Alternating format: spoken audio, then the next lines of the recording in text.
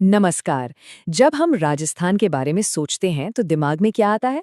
शायद ऊंचे ऊंचे किले, शाही महल और दूर तक फैला रेगिस्तान, है ना? लेकिन इसकी एक और पहचान है और वो है इसकी धड़कती हुई लय, इसकी आत्मा में बसी कहानियां। आज हम राजस्थान के लोक नृत्यों की रंगीन दुनिया में उतरने वाले हैं। सवाल बड़ा दिलचस्प है कि नहीं? कि आखिर एक रेगिस्तान जहां दूर दूर तक सिर्फ रेत दिखती है, वो अपनी कहानी कैसे कहता होगा? इसका जवाब राजस्थान की संस्कृति के दिल में ही छिपा है।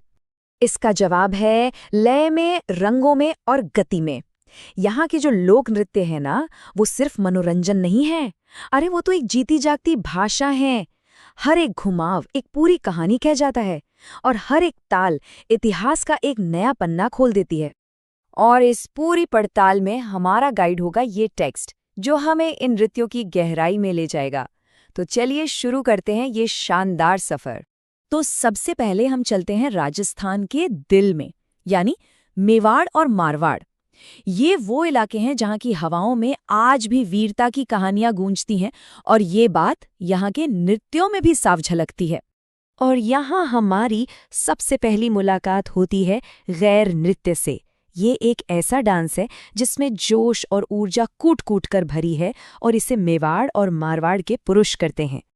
जरा सोचिए, होली का त्योहार है, चारों तरफ रंग ही रंग, और पुरुष लंबे लंबे घेरदार कुर्ते पहने, हाथों में लकड़ी की डंडियां लिए एक बड़े से गोले में घूम रहे हैं।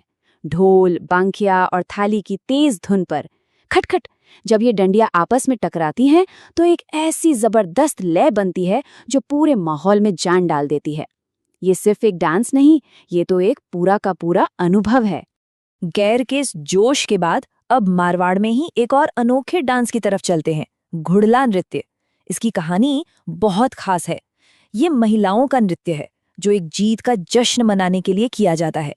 इस डांस की जो आत्मा है ना, वो है एक छिद्रित मटका, मतलब एक ऐसा घड़ा जिसमें कई छेद हों और उसके अंदर जलता है एक दीपक। जब महिलाएं इस मटके को सिर पे रखकर नाचती हैं तो सोचिए वो नज़ारा कैसा होता होगा। ये जलता हुआ दिया अंधेरे पर रोशनी की और बुराई पर अच्छाई की जीत का एक खूबसूरत प्रतीक बन जाता है। अच्छा, तो मेवाड़ मारवाड़ से अब हम अपनी गाड़ी मोड़ते हैं उत्तर की तरफ, शेखावाटी के इलाके में। यहाँ के नृत्य थोड़े अलग हैं। इनमें आपको ड्रामा और थिएटर का अंदाज देखने को मिलेगा। शेखावाटी में तो जैसे हर डांस एक नाटक है। देखिए, एक तरफ है कच्ची घोड़ी। इसमें कलाकार अपने शरीर पर घोड़े का ढांचा पहन लेते हैं और ऐसा लगता है मानो सचमुच कोई योद्धा घोड़े पर बैठकर लड़ रहा हो। दूसरी तरफ है गिंदड़ नृत्य, जो होली के मौके पर होता है। अब इसकी एक बहुत मजेदार बात है कि इसमें कुछ पुरुष महिलाओं के कपड़े पहनकर नाचते हैं, जिन्हें गणगौर कहा जाता है। ये दिखाता है कि कैसे उत्सव और परंपरा यहाँ एक साथ घुल मिल जाते हैं। अब तक हमने देखे उत्सव और वीरता के नृत्य।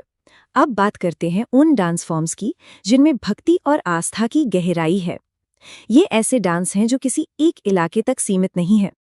और इस कड़ी में पहला नाम आता है अग्नि नृत्य का। जी हाँ, जैसा नाम वैसा ही काम।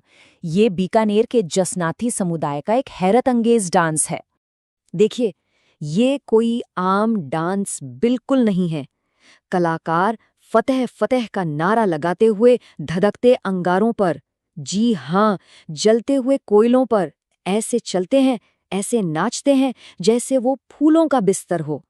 ये आस्था का, विश्वास का एक ऐसा प्रदर्शन है कि देखने वालों की सच में सांसें थम जाती हैं।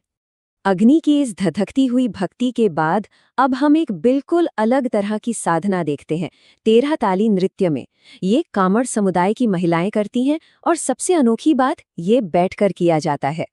इस डांस का जो कमाल है ना, वो इसकी तकनीक में है। महिला कलाकार अपने शरीर पर पूरे 13 मंजीरे, मतलब वो छोटी छोटी पीतल की झांझ होती है ना, वो बांधती हैं और फिर बैठे बैठे ही उन्हें बजाकर एक ऐसी अद्भुत धुन और लय पैदा करती हैं कि क्या कहने।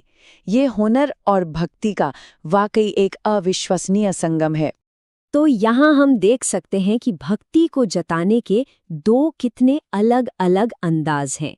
एक तरफ अग्नि नृत्य है जिसमें जोश है, ऊर्जा है, दहकती हुई आस्था है, तो वहीं दूसरी तरफ 13 ताली की शांत, ध्यान से भरी हुई संगीतमय प्रार्थना है।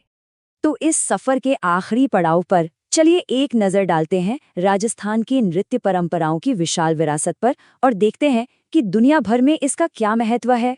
सच कहूं तो अभी तक हमने जो भी देखा वो तो इस समंदर की बस कुछ बूंदें हैं।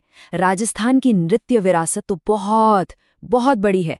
इसमें घूमर का वो शाही अंदाज और चक्कर है जो आज पूरी दुनिया में फेमस है।